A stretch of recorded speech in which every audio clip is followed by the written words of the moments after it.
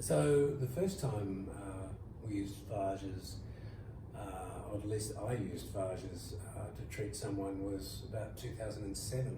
So that's a while ago, and that was a really nasty bladder infection that was resistant to antibiotics. And then more recently, with colleagues in pharma, we're able to acquire high quality phage to treat nasty golden staph infection. And more recently than that, you've treated some nasty bone infections. Yeah, so obviously we had heard about the experience of treating adult patients, and we really wanted to make this available for some of the difficult to treat infections that we're seeing in kids. Obviously, antibiotic resistance is a bigger problem in general for adult populations, but it's increasingly becoming a problem in pediatrics as well. And so we've had to look for alternative things, and so we've been really lucky in terms of where we are geographically, being really close to the Westmead Institute and also to Westmead Adult Hospital, in that we've been able to mobilize some of the resources and expertise that exist around our area and to help us to treat some of our patients. So yeah, we've treated a couple of patients, a couple of children, a couple of pediatric patients, and it's difficult to say much because they're just single cases. But essentially, what we've shown is that it's safe and that it's feasible. That it takes work. There are challenges and there are lots of hurdles, but you can overcome those with a collaborative spirit, both within health research institutes and to some extent pharma as well. We were one of our first cases, the child with the bone infection, we were able to receive a product from the US, which was very highly purified phage that was safe for, we felt that we were comfortable to give it to a child, and that was given on compassionate grounds by a commercial company. So at the moment we're really lucky that phage researchers and kind of institutes or companies have been fairly generous with being able to give us supplies of phage to treat these one-off cases, but so far it's just been one-off cases. There's a thought that phages are so safe because they don't really attack human cells or mammalian cells, and so that you can just give as much as you like. But actually, we've been trying to think about how do you do this a bit more precisely? How do you do a lot of the monitoring that you should do alongside the treatment as well?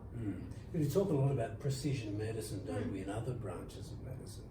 But I think this is one of these areas where really accurate, precise therapy is being done. I mean, we're used to the idea of antibiotics being almost a panacea, where you sort of use an antibiotic and it covers a lot of possibilities, whereas phage therapy is often very precise, and that has great advantages now. Absolutely, because antibiotics are pretty blunt as treatment options, and they have so much collateral damage, which phages don't, and that's a huge advantage for phage therapy in terms of how it affects the body. A lot of the problems we have with antibiotics is that you kill the commensal or the sort of the good bacteria that live with you.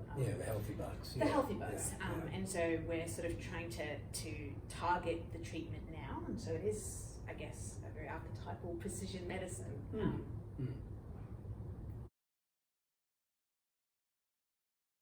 Well, I guess our ambition is to see it find its place in the normal pharmacopoeia. So it's another antibacterial tool, and we need to place it alongside all our other antibacterial tools. I think the big change has been our capacity to target more precisely.